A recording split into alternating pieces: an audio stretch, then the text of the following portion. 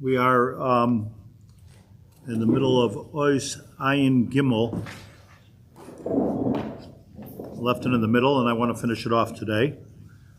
And in Ayin Gimel, let me remind you that Rabbi Tzadok talks about, brings us a concept of Tikkun Achet, which is not to be confused with Teshuvah. Teshuvah, the Rambam speaks about Teshuvah, of how to repent from an Avera, presumably get rid of the Avera.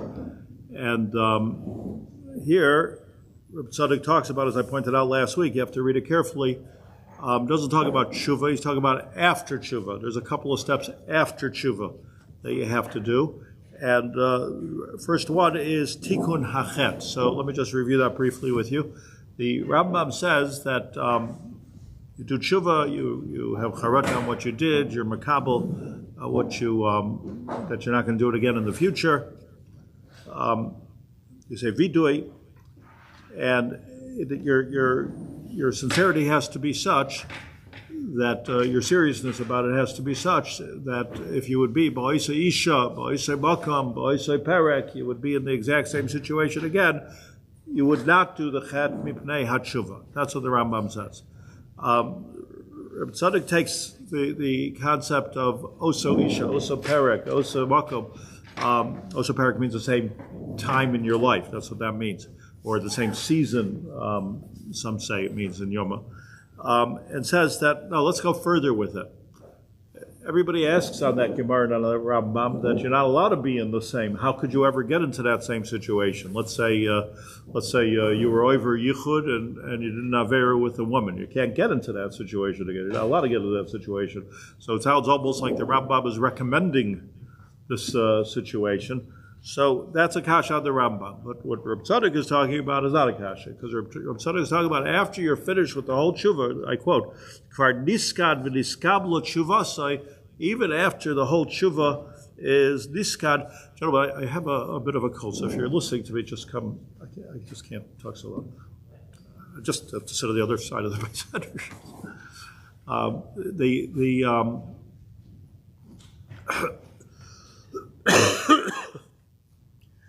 If shekvar niskam v'niskablo tshuvasa, that here we're talking about a case of the tshuva was already done, and now HaKadosh Baruch Hu wants to do a different thing. He wants to take that avera, you with me carefully, wants to take that avera and actually do a tikkun with it. Like, in other words, it's like a good thing about the avera.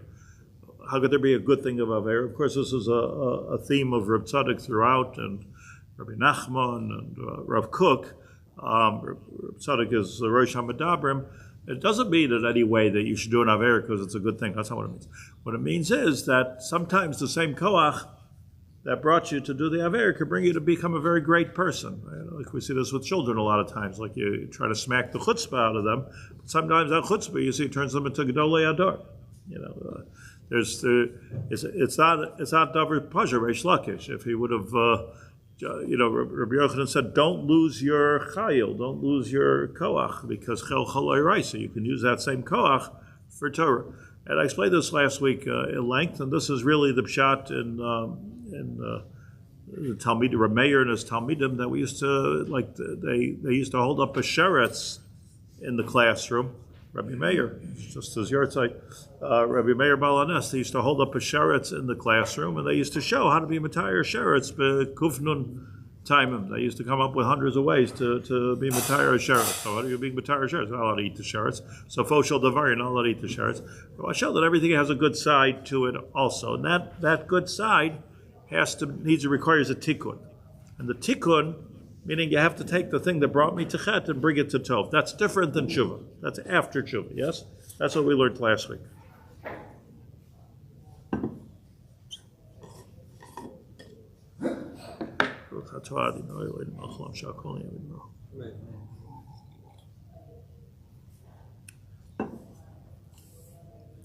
And we left off v'kach b'gachazi. Same thing is true with Gechazi. Gechazi Shechatai haya shechamad lama she'enoi shalai. Gehazi had a problem that he liked things that weren't his. Sticky finger, sticky heart. Who is Gehazi? Let me just review for you. He's a mysterious character. So Gehazi, Malachim Beis, known, we'll learn some of the psukim, which is okay for us. But Gehazi was the mashpak of Elisha. He was his shamash. According to Chazal, he was a big Talmud Chacham. He was chosen from all the different Talmidim of Elisha. And to get clarity on this, Elisha lived in the Shomron, and Elisha was he was the Navi of the time. It was more than the Talmud of Eliyahu Navi, but more than that, he was the Navi that was known throughout history as the miracle worker. If you look through the simple psukim in Tanakh, you'll find 16 stories about Elisha. There's 16 stories you can count about Elisha Hanavi and the different miracles that he did. It was a difficult time in two ways. Number one, it was difficult politically because the Melech, he went through a couple of kings of Israel. But the Malachim were all Rishayim, Avodah Zarah, basically, and they didn't like Elisha. So that was one type, like he had resistance from, this was all the way from the time of Achav and Eliyahu, all the way down for a few generations. We're all Rishayim until Chizkiyahu, basically. They were all Rishayim, and they opposed Elisha because Elisha was a spiritual teacher, and he had a big yeshiva. According to the Medrash I saw once in Eicha, had thousands of people in his yeshiva. Thousands. It was like mere yeshiva, and it was called Yeshivas B'nai HaNaviim. That's what it was called, Yeshivas B'nai HaNaviim. And he would actually teach people how to access prophecy on a day-to-day level. Not so much the type of prophecy, I suppose, not so much the type of nevuah that's like, you're going to say when Mashiach is coming or things like that, but just how to connect to the world of Ruach.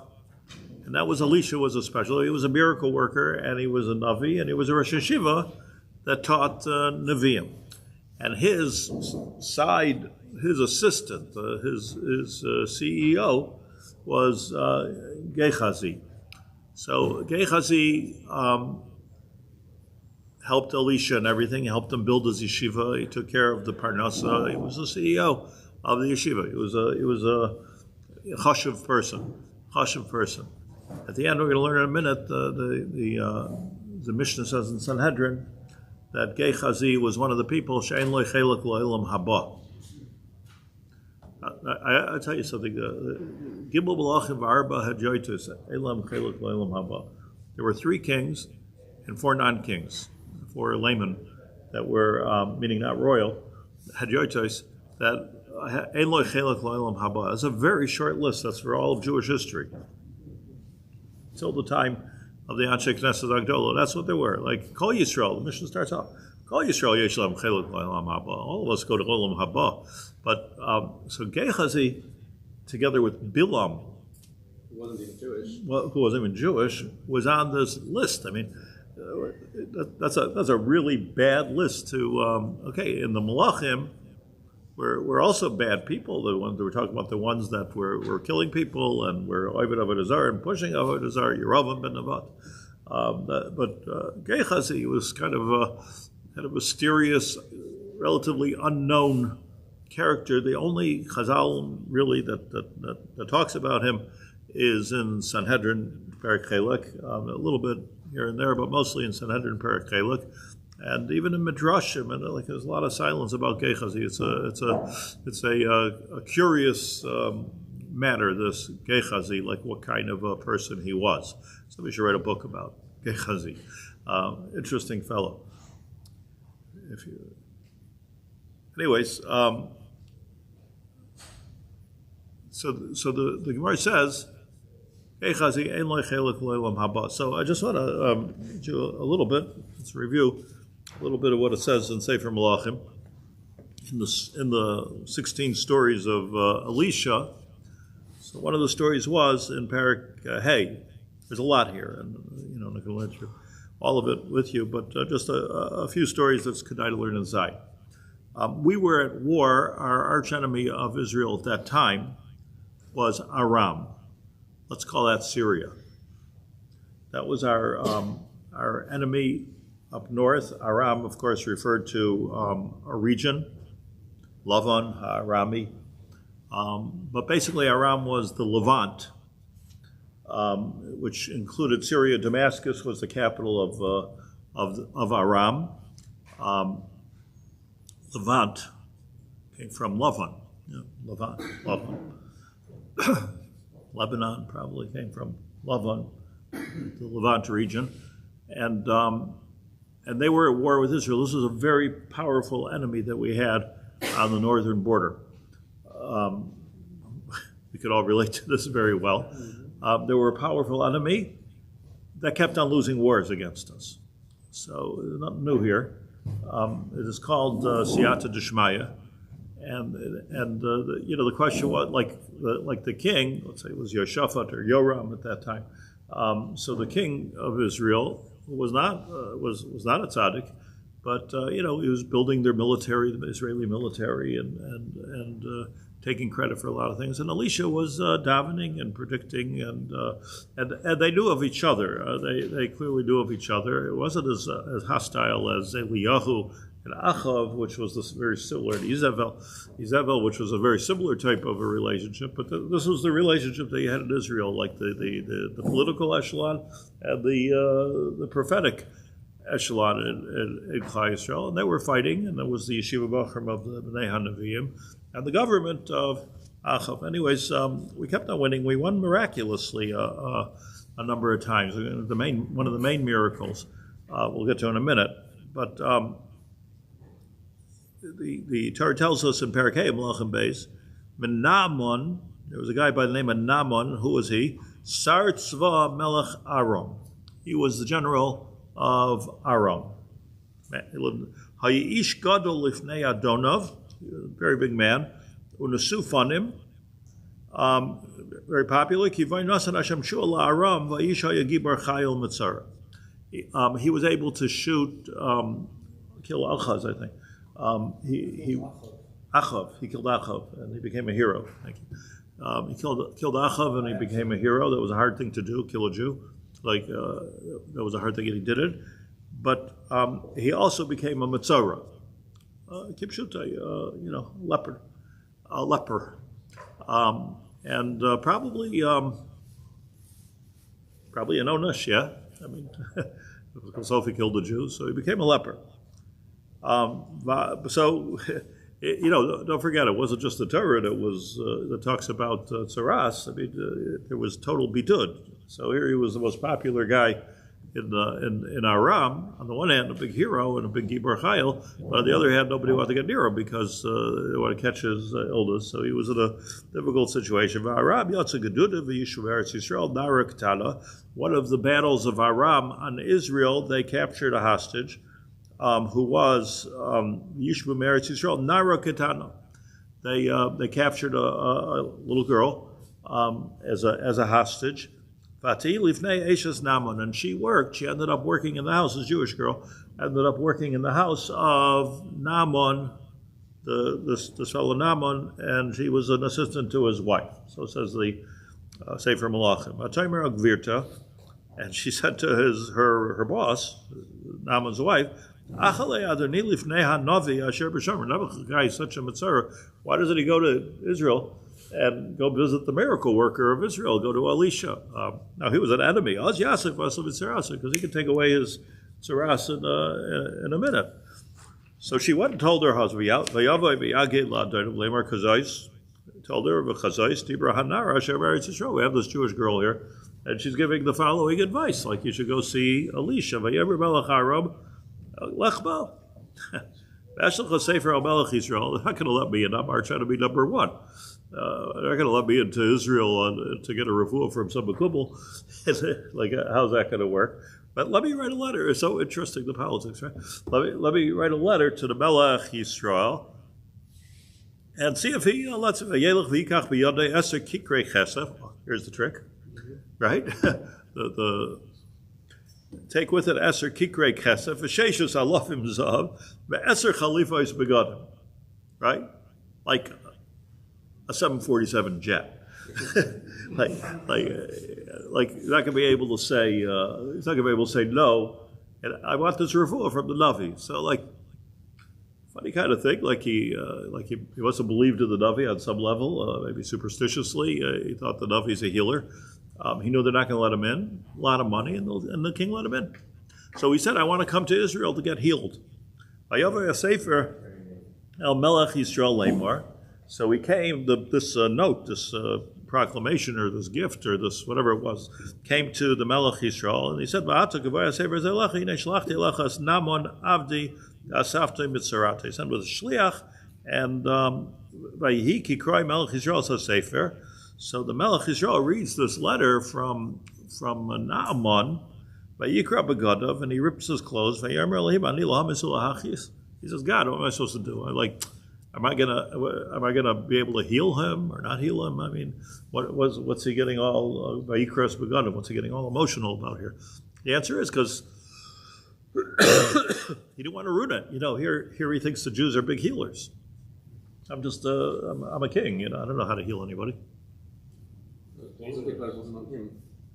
It wasn't on him to do the healing. But he didn't know that. He got the letter. And he said, "I want to come to Israel to get healed." So he said, "Elohim, ani lo hamisel lahachis, ki zeh shelech elai, lesav ish mitzarata." I'm supposed to heal this guy? Yachduna ruking misana huli. Misana huli. Anyway, he's an enemy. That's what probably that means. Rashi says that probably just is a trick to attack me and kill me, because Naaman was a killer. So now Elisha hears the story. Isha Elohim, Hikara Melech Yisrael's begad. It was in the news. Elisha in the king's court? No. He was in Yerushalayim. He was in Shomra. Now here. I mean, he was a Navi. So Vahik, yeah. Vahik Yishma Elisha Isho Elohim Kikara Melech Yisrael's begadav.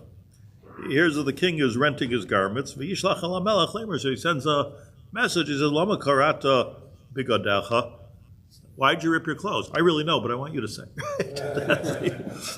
Yavai na'ilai. Let him come to me. Don't push him away. Let him come to me, v'yeda, so he'll know, or it will be known, ki yesh navi b'Yisrael. That's a Kiddush Hashem, right? So, let him come to me, I'll heal him, and he'll know, let him know that there's a navi b'Yisrael. So send him to the Tzadok, send him to the Godel. That's what you should do. V'yavai naman b'susa v'berichboi, v'yavai, so that's what he did. V'yavai pesach habayis Elisha, he goes with all of his fancy entourage, and he goes into pesach habayis Elisha. Okay, so this is like a big meeting. This is all over the country, right? This is all over TV. Yavai Naman b'Susav, Richbai, Susav. He can come with one horse. He can't. And he stands outside Elisha's door. We're here. Roll out the red carpet. Vayishlach elav Elisha, Malach Lemar, and Elisha sends him out a shaliach. Sends a secretary out. Not Gehazi. Wasn't Gehazi. Halach v'rachatzta, and he sends him a message. I'll tell you what to do. I don't know if I'm allowed to say this. Probably he didn't want to catch the Saras. He was a Mitzayir. So he sends him out a shliach, and he says it like this: you go travel to the Jordan River, and toivel there 7 times. So yashay b'sarcha l'cha utahar, and you'll see your skin will all come back to you, and you'll be a normal person. Vayikseif naman vayelach. What is this? I'm coming. I'm Naaman. I'm Sartzva. Doesn't even come outside. Vayomer hinei amarti elai. Vayomer hinei amarti elai v'yetze yotzei v'amad v'kar b'shem Hashem alikav v'hein if yoda elamokim v'asaf mitzayra. Alei amano parpar naras tamesek. He says, what do I have to go to the Jordan River for? Don't we have beautiful rivers in Damascus? They call me Yisrael is much nicer there. It is. like beautiful rivers in Aram, the Tigris, the Euphrates. These are beautiful rivers. So I got to come here to tell me to go dunk in the Jordan. And you left with anger. They came all this distance, and he leaves with anger. Elisha didn't come out. Why didn't Elisha come out? Yeah. You're saying it's a familiar. So Vayikshu Avodah, the Avodah approached Naaman. And they spoke to him. Avi davar gadol hanavi diber elach. Just why don't you just do what the Navi said? Like, all I agree for. He said that you're going to go into the Jordan River and you're going to get better. So he did it. He went into the Yarden, got over himself. He went into the Yarden and toiveled 7 times. Just like Elisha said. He got baby skin. Like a brand new skin came beautiful. He completely healed. Vayashav Elisha lehim. He goes back to Elisha's house, with the whole entourage. You look at the entourages nowadays, they're like 30 cars, 30 beasts. So here he's standing in front of Elisha because he was healed. He's standing in front of Elisha. I see this is where God lives in Israel. So the mission accomplished.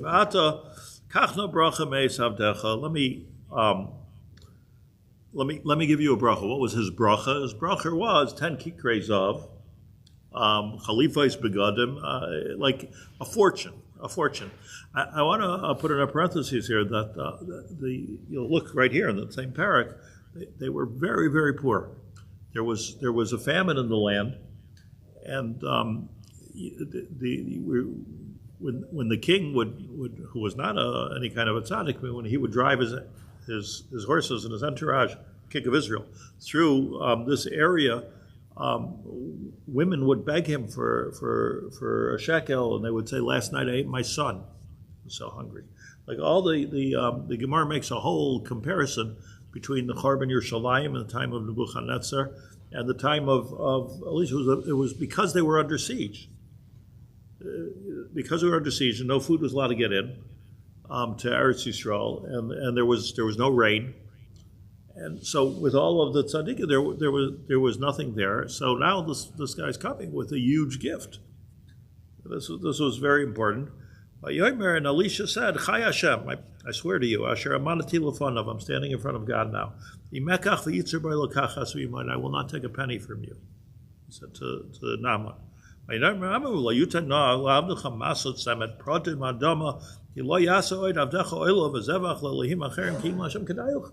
don't be silly. Take it, you'll be able to do stuff with it, you'll be able to make karbanos, it's good, I'm giving you good stuff. What? Yeah. God will forgive you. He became also like, All spiritual. Yeah. Anyways, he says to take it, and by Elisha's response to the whole thing, and it is Lech l'shalom. Lech l'shalom, just go in peace.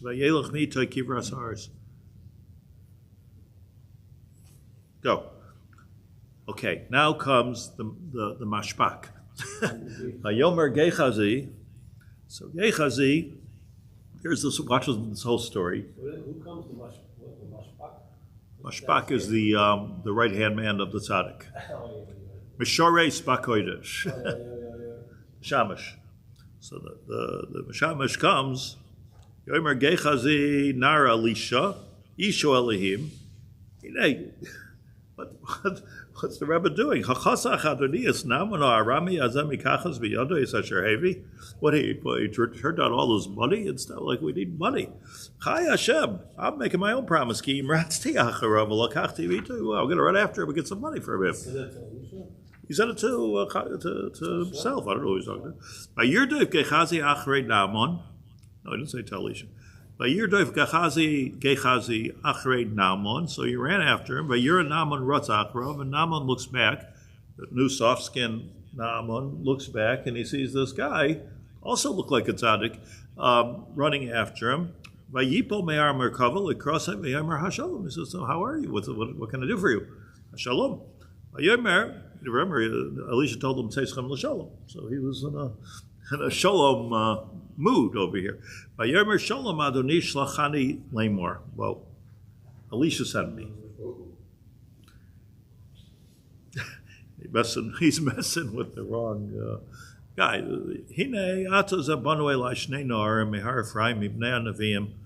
A couple of people came and they just really need some money. They're two young people, young families. It's not Nolahem kikar kesa shtei chalifos begadam episkid. Like just a little bit, just like they did a schnorr. By Yomer Naaman, so Naaman says, "Hoyel kach kikarim, take." By Yifroi, so if he yotzer kikrayim kesef, he gave him 2 kikar, he asked him double what he asked for. Shnei charitim, shnei chalifos begadam yitin. So I gave him. It was for Naaman. This was a little bit, and he said, "When he come in the name of the tzaddik," so he knew he would get some money. I'm telling you the story because it's a good story, but also there's a lot of details to learn from here. Anyways, he shows up back in the yeshiva. Where you been? Where you been, Gehazi? I didn't go anywhere. Vayomer love loy libi halach kasher hafachish me'al merkavte likrasecha. Vayisel kachas. The way you read this, vayisel kach. I didn't take any money.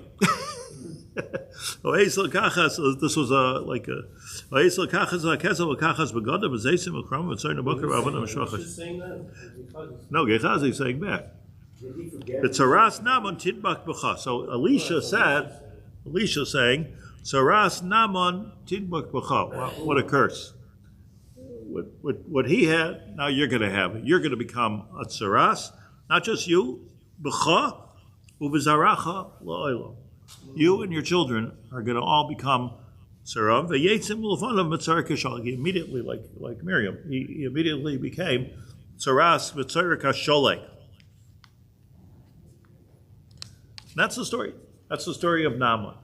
So here, I mean, he lost his job because he couldn't no longer be the Masharis of Elisha.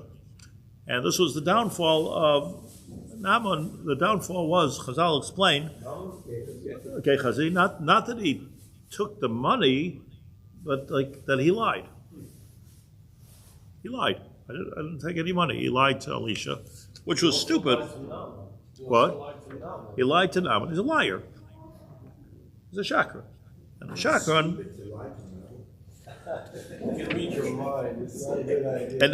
And he saw the miracles of Elisha. So you know what the answer is? That money makes you crazy. That's the answer. I was just thinking about it like everybody's thinking about. But look at Achashverosh. He was, according to Chazal, he was okay with the Jews when they came to Persia at the Ramat Bet Shemesh. He was okay. And then Haman came and he gave him same thing, Asar Kikre Kesa. Right? He turned it down. Who, Achashverosh? He put the money in escrow. The Gemara says money talks. And all of a sudden he empowered Haman. Whole twist around. And then he met what was in his mind a beautiful woman and turned him around the other way. So these are the two things that talk to the kings of Persia: money and women. And okay, I like the Jews. I hate the Jews. I like the Jews. I hate the Jews. It's like the stuff talks. It makes your mind crazy.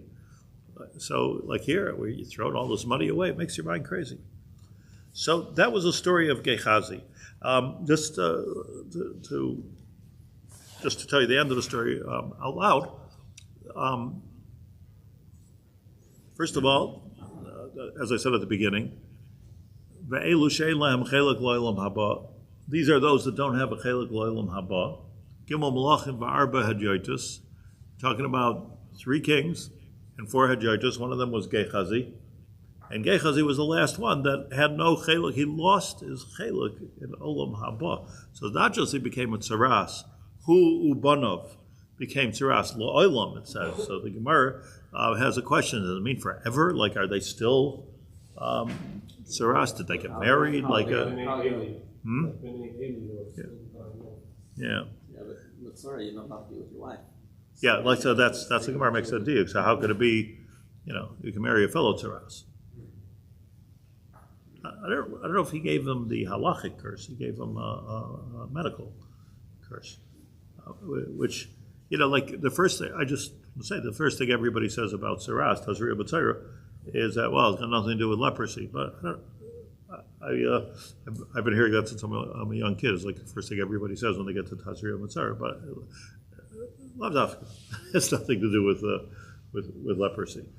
Not bar. The only thing is, it definitely comes. Rambam says, and the Gemara says, it definitely comes. It's an onesh for a spiritual chasar. But here, in this case, it was an onesh for he became a tzaras. But worse, I guess worse than becoming a tzaras is that in the short list of history of Rishayim, he's like the worst. He's like the worst one. Gehazi is one of the Arba Hadyotis. Interestingly, Reb Tzadok likes him. Reb Tzadok sees in him like Reb Meir saw in Elisha ben Avuya, like Rabbi Yochanan saw in Reish Lakish. He saw something, some energy in him. Like I said at the beginning, sometimes, like the worst person, that Mida Gufa can become can make him into the Gadol Adar. So, Gehazi and his sons are the ones who find so the Torah goes further and says that they were so poor, the people were so poor, and they were dropping dead on the streets, and Elisha gave out a proclamation, inside here, and he said that Sa b'shekel, Sa chita b'shekel, Sasayim Seor b'shekel. Yeah, a couple of weeks ago, Haftarah. So he made an economic prediction, the Navi, and he said that the shuk, b'shar.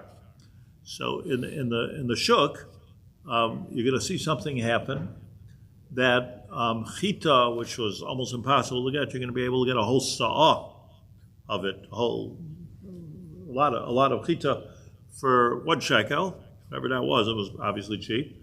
And if you want to go with barley, which is cheaper, you'll get sasayim b'shekel. So 2 for the price of 1. And then he said, and you're not going to know don't try to predict how this is going to happen. It's just going to happen. The economy is going to turn around. We're all going to have food. This was the prophecy everybody was waiting for. How did it happen, actually? So what happened was that Aram came and attacked the government of Aram, the army of Aram, of Syria, came and attacked the Jewish people. They got tired of it, and they brought in, that was their minhag, by the way. Something very interesting. Like the Bizas Hayab was bigger than the Bizas Mitzrayim, right? They found so much stuff in the Yam. They found jewelry, and they found all kinds of gold and silver in the Yam. These were soldiers. These were Egyptian soldiers that were running after Klal Yisrael. What were they doing? Why'd they bring all their jewelry along? That was their minhag. The minhag of the Goyish armies all the way to Mitzrayim is maybe for good luck or whatever. They brought everything with them. All their valuables they brought with them. They added it all from the house, put it on their horses, everything gold, everything silver, everything diamonds, and then they all were destroyed. This was somehow it was I don't know if the Darsha the Avodah Zarah here, but somehow or another this was what they did, and so did Aram. This was the minhag Avosehem b'yadehem, and it was a sort of maybe a confidence builder that I'm just guessing a confidence builder that we're going to win. Like when you have a lot of money, you feel better. You feel better, yeah. Okay, so they came. They set up camp to do the terrible war against the people of Israel. It says this is all in the same 4 prakim of Tanakh, by the way. And as they were camping, they're getting ready for the Milchama. They heard huge amount of troops coming and huge amount of. This was like something like 1948 in modern history. They heard all kinds of, oh my gosh, what happened? They must have gotten allies. They said they must have gotten other nations to come along. How did the Jews come along and attack it? They all ran away and they left all their stuff there. In the meantime, so all of a sudden there's millions of dollars in that change, including of course chita and sa'ira, and it makes the whole shuk go down. But it was there. The Tanakh reports arba mitzayraim hayu b'machna. That's the haftarah. That there were arba mitzayraim that were chutz lamachna, and because they were chutz lamachna, they watched this whole thing. Arba mitzayraim, Chazal point out that was Gehazi v'Gimel Banav. So Gehazi and his 3 sons said, must speak that we're sitting here chutz lamachna and we're starving and wherever. Let's go see what's going on. So this is clear in Tanakh. So they went into the machana and they saw it was empty, deserted, and there was millions and millions of dollars in food and everything there, enough to supply the whole Shomron for a long time. And they said, let's take this stuff. Now he was not an honest person. This Gehazi. Let's take the stuff. I mean, so how much can you, like, how many times can you eat breakfast? I mean, like, so let's take the stuff. So he and his assistants, his Na'arim, they started taking the stuff. And then Gehazi had a hero tshuva. He says, you know what, like, this is not for us. This is really for the whole Toshvei Eretz Yisrael. That's what this is for. Take a little bit for ourselves. They did take a little bit for ourselves, but they said, let's tell the Melech that it's here, and, we're rich. Everybody, we're rich. And the Arba Mitzrayim went down in history as some kind of,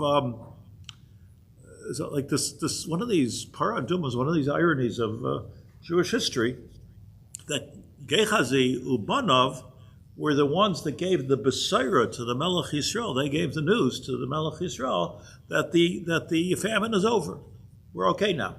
And by the way, Chazal mentioned this in the Zohar, and they say that once, which is just something worth mentioning, that once we had, so it opened up the Shemayim.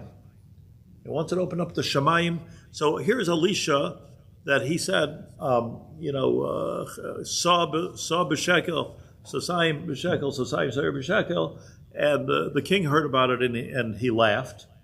He got punished for laughing. What's Hashem? Now we're sending down man. That's what he said. Yiftachu saruba sashomayim. The shalish got killed for laughing. The captain. Yeah.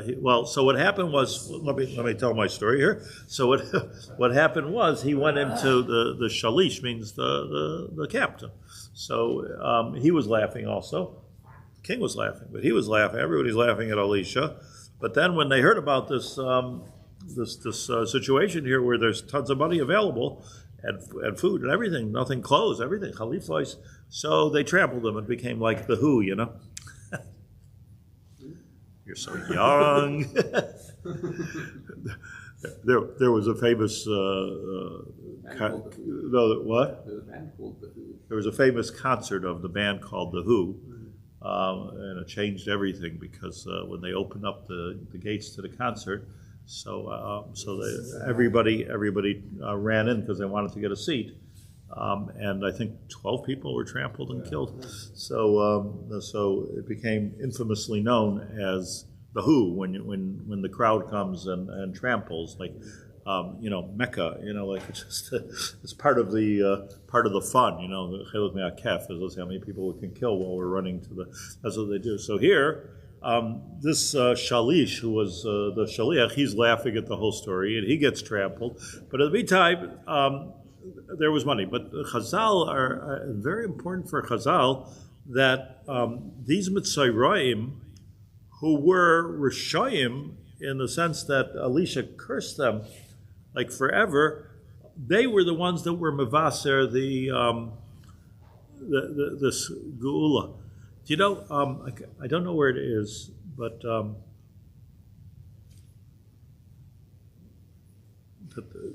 Rav Kook. I don't know how to put my finger on where it is. Rav Kook says that these four Mitzrayim are going to be mevaser also the geula sida, and he names them Herzl. No. He names the four that were Nordo and two others. No, we can guess, but he names four what he apparently called the four Mitzrayim. And they're going to be mavaser the geula. I'm not. This is not a political. I'm just saying. Like, are you aware? Somebody have like on the 20 shekel bill. Who's on the 20 shekel bill? Who's got a 20 shekel bill? Rachel. Yeah, Rachel. There you go. So who's on there? Rachel hapayetet. Rachel hapayetet. Here, let's just show it up here. Rachel hapayetet. Unknown. Anybody look at their 20 shekel bills? So she wrote a whole poem, 1938. She wrote a whole poem about these four. This is where she became so famous, and that they're going to be mevaser, the state of Israel, which she called the geula. So, just like a tidbit of history and the way people looked at it. And she talks about 8. She talks about 4 Mitzrayim and then 4 Rabbanim. Like the Netziv. Well, she doesn't say the names, but there's books written about her, Pirushim by her Talmidim, on what she was talking about. But she's talking about the 4 Mitzrayim. That's and they say that this was connected to Rav Kook. Who are the 4 Rabbanim? The Netziv, Rav Kalisher. Those were the Chovavei. There's 4. There's 4. The Ema Bonim Smecha. There's so like I don't know, but it's so interesting in history how this comes and how like what we're living now. Who knows how to interpret it? But one thing is for sure, like it's biblical. It's biblical, that's for sure. I don't know who to interpret it, but Rav Kook's point would have been, if he said this, I don't know where it is inside. I think the Eba Bonim Smecha might bring it also. But what it comes down to, is Rav Kook's shita, is that the Mashiach ben Yosef could come about through Rishayim also. That's Rav Kook's main point. Like, you don't have to have tzaddikim founding the state of Israel. That's Mashiach ben David. Mashiach ben Yosef you can have, and he wrote about this extensively, about how that's okay. It's possible to do that, because when you're dealing with the tashtit of Eretz Yisrael, that's different than dealing with the spirituality of Israel. What we're right now is there's conflict between them. There's going to be conflict, just like there was conflict between Elisha and the king, and between the Bnei Hanavim and the Chayalim. Back then, there was conflict. Who should be doing what? There's always this conflict until Mashiach comes.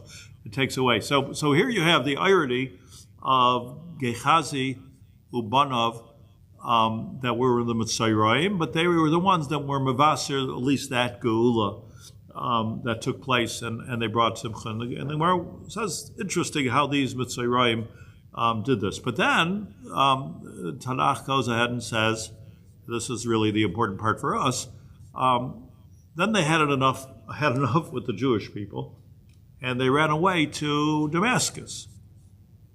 I guess he made his friends there with the story. After the story, they ran away to Damascus. So they were going to become we're going to start living like Goyim. So Ilam Chelik Ilam Haba starts here. They ran away. They decided to leave the fold, and they ran away. And then the Tanakh reports that Elisha heard. Elisha is the one who cursed them. And Elisha heard that they ran away to Damascus, so Elisha got on his horse and he ran after them to Damascus, and he wanted to be makar of them. He wanted to be makar of them, bring them back to tshuva. And the Gemara says, let me just read you the Gemara. Sanhedrin Kuf Daled, Kuf Zayin, I think. Let's try to see inside. I brought it. I like using the Ein Yaakov because it's a big.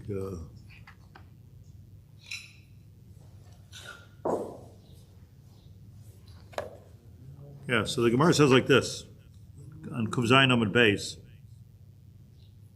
Vayavai Elisha Damasek. Elisha arrived in Damascus. Lahechanazel. Where'd he go? Asked the Gemara. Amar Rabbi Yochanan, so Rabbi Yochanan said, Shahalach lahachzer Gehazi b'tshuva. He didn't like the idea that Gehazi, who he cursed, ran away, and I want to be machzer him l'tshuva. Loi chazar. And he didn't want to do tshuva. Amar loi chazar b'cha. Do tshuva, influential. Amar loi kach mekublani mimcha. Let me tell you something I learned from you. I learned from you, this Gehazi talking to Elisha the Navi, his Rebbe. He said, let me tell you something I learned from you. That my chet is so powerful because my chet was not only for me, but I was machti as harabim. I caused others to sin. There's no tshuva for me. So he answered Elisha, I can't do tshuva. My ovad, what did he do? So Ikada Amri, so Machlaik is here. Evan Shoevas, in other words, this is what he already got to Syria. Evan Shoevas Tala Lachatos Yeravam. Yeravam had an Egel Azav, and he made on the derech. So what he did was he took an Evan Shoevas, it's fascinating anyways. So here's this big Egel, this big statue of an Egel Azav that Yeravam made, and he took a Evan Shoevas, a magnetic. He found a magnetic rock, and you could do very tricky things with a big magnet. So he put the magnet up on top there. Talal Chatos Yeravam v'amida bein shamayim v'aretz, and he put it between the statue and the aretz, and v'ikadam Shem Chakak b'fiyah, and he put the Shem Hashem on there. The Marsha, I believe, explains that he took the magnet, it was upside down magnet. So what how it repels. So there was like the Shem Hashem flying in the air. Like imagine what kind of construction job this is. Over the Egel of Yeravam ben Nevat. And then he had to think to talk and say, Anoichi v'lo yeh I am Hashem. So what he was doing was, he was makara. He brought together the Judaism and this Avodah Zarah. Yeah, the whole Christianity. You can believe it. There's not so much to believe. The whole. Be careful here, but we're talking about a number of supposed miracles that were done in the Galilee. They were all direct copies of Elisha. It was like it gave bread to the poor people and turned into more bread. We're all direct copy of the. I just don't want to get 100 emails, but it's uncanny the connection, and it was all about this shituf. So shituf was when you take you say Judaism, it's okay, be Jewish, but you got to add this other thing. So what Gehazi did is he joined this religion at the time, which was being Meshatef, Yeravam ben Nevat, and the Jewish people, like making it was kosher gemacht, the whole Yeravam ben Nevat. So that was Chote Umachti Esarab. He brought, Jews for Yeravam. Jews for golden calf. V'ikadamri Rabbanan Dachem Mekamei. No, the chet goes back earlier, because one of the things he ddid, which we learn out from the psukim here, is that he would sit outside the yeshiva of Elisha, and Talmidim would come. They would want to learn yeshiva. They would say, "No, it's all full. So it's all full." So here's Elisha sitting with a very small crowd inside. Like, where are the people? So the answer is Gehazi was depriving them of Divrei Torah and sending them elsewhere. And they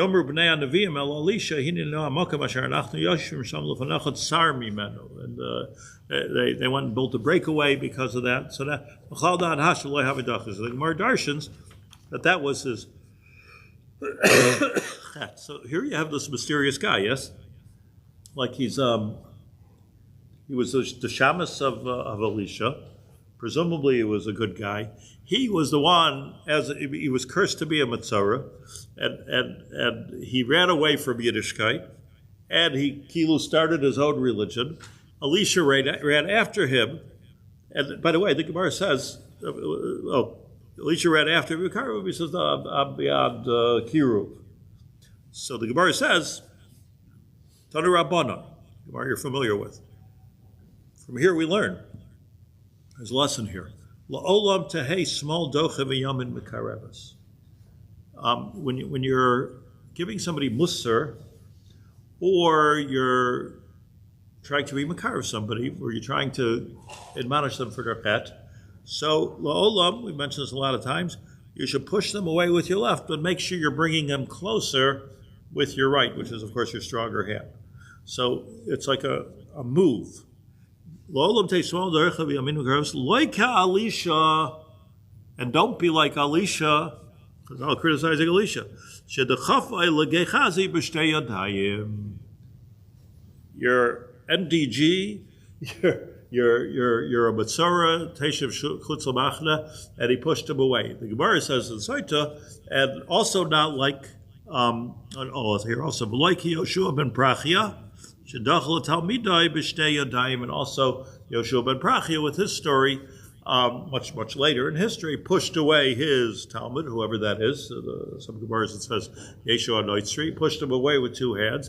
When he made his own Nitzav Babalas, when he made his own religion. So twice that happened in history. And Chazal comment on this twice, that you don't push somebody away with two yadayim. And this was a mistake. Gemara points out that not only Yoshua ben Prachia made, but Elisha Hanavi made a mistake with this. He shouldn't push him away. That's why he was not able to bring him back. Like if you push him away, so what does it mean when you're pushing somebody away with shtei yadayim? What it means is that you have no value at all. There's no redeeming factor in you. There's nothing. You are nothing. Get out of here. You're a Amalek. But you're doich b'shtei yadayim. Ba'alei, because you're doich b'shtei yadayim, the Gemara says by Timna, who was the mother of Amalek, and was also because she was pushed away by the avos b'shtei yadayim. So the Chazal are very, very critical. The avos, Elisha Alavi, Yoshua ben Prachia, don't push people away b'shtei yadayim, lo kedai. We ended up with Amalek. We ended up with religions that are against us and killed us, and you're ending up with a Gehazi and Yerava ben Avat kashering the Egel Hazav. That's what you're ending up with. What about him? Chazal had trouble with Yaakov that he didn't have Dina marry Esau. Yeah, same sugya. Let me, if I have 5 minutes, let me just finish your Rav Tzaddik. Now that I gave you that whole introduction, we can read through the Rav Tzaddik very quickly. Kach begechazi. Shechatay, what was his chet? As Rav Tzaddik. Haya shechamad lama she'ena shaloi. At the end of the day, he wanted to get money at the beginning of the day. Like Rav Tzaddik is tightening up his like what it really comes from is the self-centeredness. That's where you see the whole thing. That with Gehazi, that he ran after Naaman to get money, even though Elisha said, I don't want to take any money. So like what it comes out is he had a midah of looking outside him, his Daled Amos, what's available to him for money. He was willing to lie for money. There's no end to what you're going to do for money. So tikkunai, what was his tikkun? Gehazi. Here's Tzadok's always like the tikkun of Gehazi. His His tikkun happened when he went into the deserted camp of the Arab soldiers, And he said, let's not take this for ourselves. This really belongs to Bnei Israel. This was, after all, Elisha's nevuah. This was it. This was the key of the nevuah. And he gave it back. So that was a tikkun of the chet. K'may Chazal, Gemara says in Sanhedrin Kuf Zayin, that the Mitzrayim that were chutz l'machane, and they went and they were mevaser the Besura and the Haftarah, they were mevaser the Besura, that's Malachim, Perek Zayin. They didn't take it for themselves. So which is, by the way, very interesting, because it's not just that they did tshuva, they did a tikkun. There was a tikkun. How is it a tikkun? Maybe like this. Like they had a chemda. Let's go there, get some money. Like there's something. And according to Chazal, they thought they would sneak into the camp of Aram, these Mitzrayim, where nobody's looking, and steal some coffee. They didn't. So they went there with chemdas mabod, but they took the chemdas mabod and they turned it into like we can help the Jewish people. That's fascinating. We're going to end up being sinners. Let's not do this. So in other words, they did a tikkun, Rav Tzadok says, on their chet. But that was only the beginning of their tikkun. So the Torah doesn't call them by name. It doesn't say Gehazi and his sons went into the machna and they were mavasher. It says Arba Mitzrayim. Why? Because when you call somebody by their name, I said at the beginning how mysterious, he's a mysterious creature. When you call somebody by their name, that means he's reached his shleimus. So the Torah there in Malachim does not call him by his name. But if you go another chapter in Sefer Malachim Beis, where it talks about another story of Midyan Haxar's Nachla Shal Yadai. Another story was a woman who was in danger and impoverished, and she ran to Eretz Plishtim, right? So she ran to Aza, and that's where she lived. And when she came back a number of years later, there were squatters in her house, and she had no more house, and she had no more anything. And Elisha came together with Gehazi, so the sequence is not clear in the Tanakh, and shooed the people away. And Gehazi was he shooed away the squatters, and she gave her back his land. Now he was worried about this was a tikkun for the chet of being wanting everything for himself. This came to him. This is very important in Rav Tzadok's teaching here. It wasn't something that it was a davar de memela. It was something that came to him, because you're not allowed to put yourself. Remember with Boisa Isha, Boisa Parak, Boisa Zman, you're not allowed to put yourself in the place where you sinned again. But Hashem will give it to you. He'll put you in that situation. Dafka. That's what we learned last week. In order for the tikkun to take place. So you're saying to yourself, Hashem, why are you doing this to me? I did so much tshuva already. Why are you putting me back into this test? The answer is it's a tikkun. If Hashem gives it to you, it means that you're okay, and it's a tikkun. You have the resilience to do it, but I want you to go through the exercise. And then Elisha ran away to Aram, Damascus, and Chazal say Elisha ran to Aram lahachzer Gehazi b'tshuva, like I just read you the Gemara. He wanted to be Makar. So Gehazi had a schus here that the prophet of Israel was running after him to be Makar of them. How big is that? And Rav Tzadok brings a Mishnah. Yitem belibam v'yikirvucha. There's a Mishnah Midos. Mishnah Midos says, what happens if you go up to the Harabayas and you see a guy that is in Cherem? He really shouldn't be there. So you're not supposed to talk to him too much, because the base didn't put him in Cherem. So the Mishnah says, what do you say to him? What do you say to that guy in Cherem? Yiten belibam v'yikarvucha. I have a wish for you. I give a blessing for you that the Beis Din should change their mind and they should be Makar of you. Well, that's a minority. They say he's saying that the Beis Din made a mistake, rather that you should do teshuva. No, because there's another piece of tshuva that had to be, that Elisha was zocha to, that people were that Elisha should be Makar of him. That's what we learned from here. So the Elisha that pushed him away with 2 yadayim, now he's running after him to be mekarev them. Last thing here. We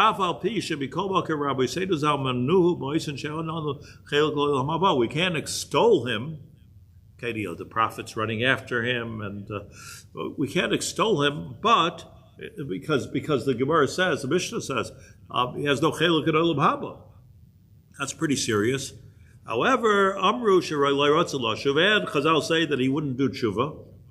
So what are we making a nice? What are we extolling Gehazi for? So he says, let me show you the Gemara, which says right there, a little bit on Kufay, Darshei Rishubais Amru Yeshlam Cheluk Olam Haba. That even though who said Ein Loi Cheluk Olam Haba, the Anshe Knesset Agdola. They said Ein Loi Cheluk Olam Haba. The Gemara says, who says they don't have a Cheluk Olam Haba? Amar Ravashi, Anshe Knesset Agdola. Anshe Knesset Agdola said they don't have a Cheluk Olam Haba. Comes these Darshei Rishubais, and they said Yeshlam Olam Haba. Yeshlam Olam Haba. So interesting people. They're arguing with the Anshe Knesset Agdola. We don't even know their name. So Reb Tzadok says that these Darshei Reshubais, I printed out Reb Tzadok's words in a different place. Darshei Reshubais, who are they? Darshei Reshubais. Rashi says they were darshaning psukim a lot. Who were they? These Darshei Reshubais. So he says, Reb Tzadok says this of the Pri Tzadok, Darshei Reshubais, Haidu Shebasigim Hargosha Lamala Miseichel Anushi. There were people that understood more than your seichel understands. Who rak k'may Roishem Da'ad Knesset Hagdola. Who rak direct Roishem. Reshubais is a lashon of Roshem. Roshem is like the impression. I'll tell you that 1 second if you still have time. Amru Alei Ra'ad Knesset Hagdola. Amru Alei Sheilem Chelek Lo'elam Haba. Says Reb Tzadok al pi seichel hasagas hadushi. Can't be that they have olam haba. Rak hadarshei reshuvos amru sheyesh lehem chelek olam haba machu shem bizarre Yisrael. Sof they're Jews. Ba'afal pi shechata Yisrael hu la'yidach mimenu nidach. And Reb Tzadok goes on to say that they didn't argue with the Anshe Knesset Agdola. They said the Anshe Knesset Agdola said elam chelek olam haba. The Darshei Reshuvos said it's true. They don't have a chelek, like they don't have a reserved seat like we do in olam haba. But yesh lehem olam haba. At some point they'll be able to get into olam haba also because there was a tzad hatov in there. So Reb Tzadok here ends off by saying that sof kol sof, the Darshei Reshumos were able to see that they did some good things. They made a roshim. Reshima was a big Kabbalistic concept. But the simple pshat is that they made a roshim. Did they do good things? Why is there are certain kings that were so bad, but they did good things? Because they loved Eretz Yisrael, they loved the Jewish people. They did some good things, so they have a chelek olam haba. It's not so pashut. So they had it. So this Gehazi, the Darshei Reshumai, said he'll also go to olam haba. So Reb Tzadok's point is, and with this we will end today, that Reb Tzadok's point is that there was he had to do this tikkun on the chet. Main lesson is don't push people away b'shtei yadayim. Why not? Because everyone has a roshim. Everybody has some kind of a redeeming factor, and if you recognize, which even Elisha didn't do, if you can recognize you got to go beyond prophecy. If you can recognize that redeeming feature, you can turn the person around, and it'll be a olam haba. Don't create a situation where you're pushing somebody away legamri. That's what the Gemara says, because there's always this redeeming factor, and Gehazi went through this with his